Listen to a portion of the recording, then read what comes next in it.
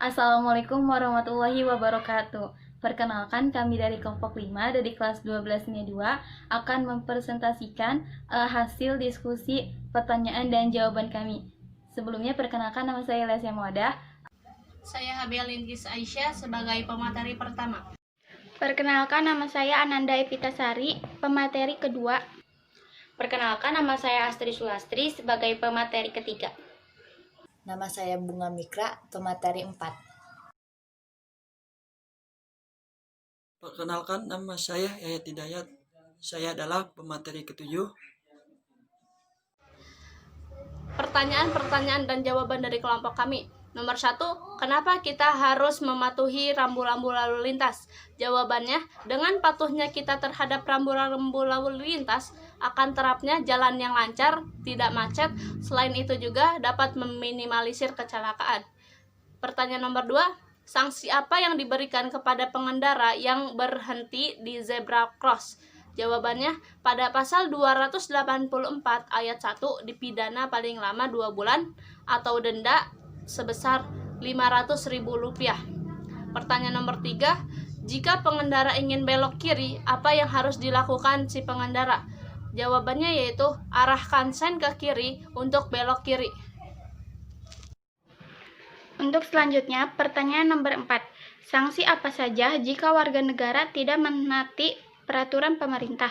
Jawabannya, mendapat sanksi sesuai perilaku menyimpangnya dari peraturan perundang-undangan sanksi tersebut. Ini bersifat memaksa, di mana warga negara harus menaatinya. Nomor 5. Kenapa banyak kasus pelanggaran hak seperti penyalahgunaan kekuasaan terus-menerus? Jawabannya ada 2. Dari faktor internal. Faktor internalnya adalah dorongan untuk melakukan pelanggaran hak dan pengingkaran kewajiban warga negara yang berasal dari diri pelaku sendiri, yang diantaranya sikap egois atau mementingkan diri sendiri.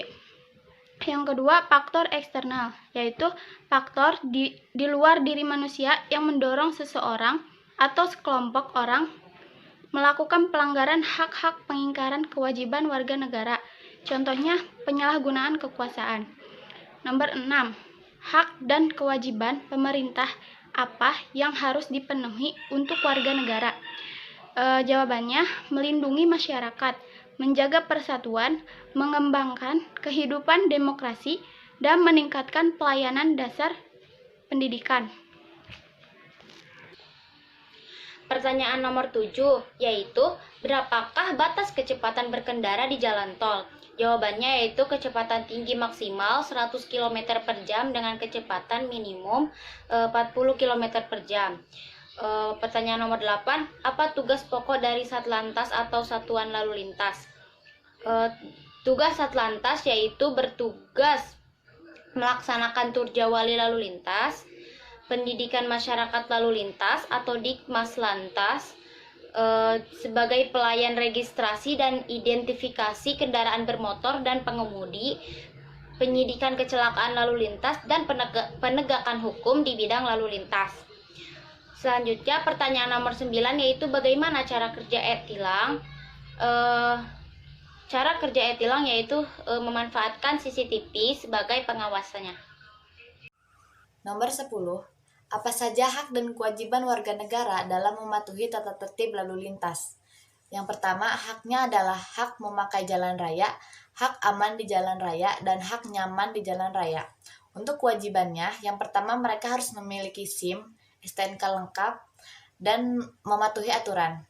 Nomor 11, apakah larangan bagi kendaraan bermotor melintas di jalan tertentu efektif mengurangi kemacetan? Jawabannya tidak akan efektif.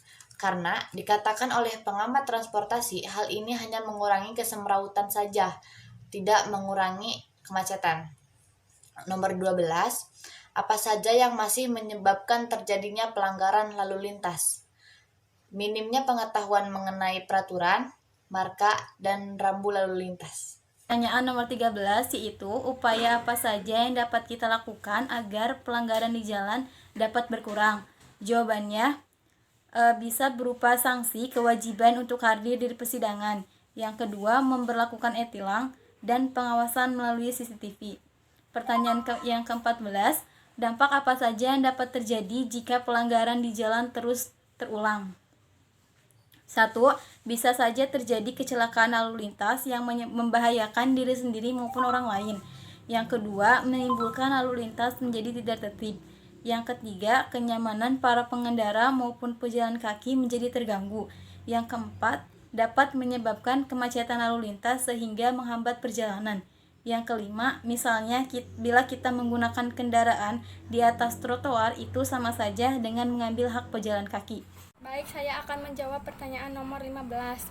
Pertanyaannya, upaya apa yang dilakukan agar mereka tidak melanggar aturan itu? Jawabannya, salah satu upaya saat ini dengan memasang CCTV dan memasang TPAS. Jawaban selanjutnya nomor 16.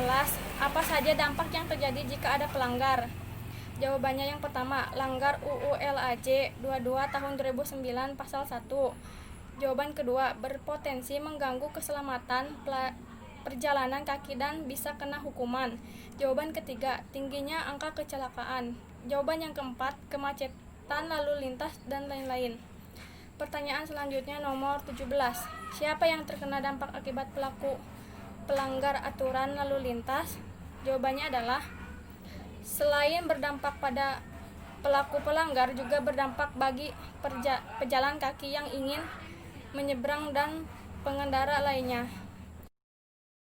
Saya di sini akan menjelaskan dan menjawab pertanyaan-pertanyaan yang telah kelompok saya buat.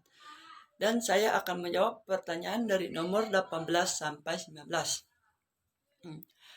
Langsung saja nomor 18. Sebutkan undang-undang menerobos lampu lalu lintas. Undang-undang menerobos lalu lintas yaitu nomor 22 tahun 2009. Dan sekarang nomor 19. Apakah kita perlu untuk mengetahui etika dan tata cara berlalu lintas? Jelaskan.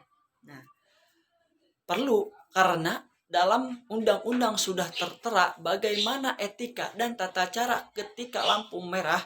Kalau kita tidak mengetahui etika dan tata cara lampu merah, kita akan terkena sanksi. Sekarang nomor 20, pertanyaan terakhir. Bolehkah menerobos lampu merah dalam keadaan darurat? Boleh. Asalkan dalam keadaan tertentu. Misalkan adanya pengguna jalan yang diprioritaskan,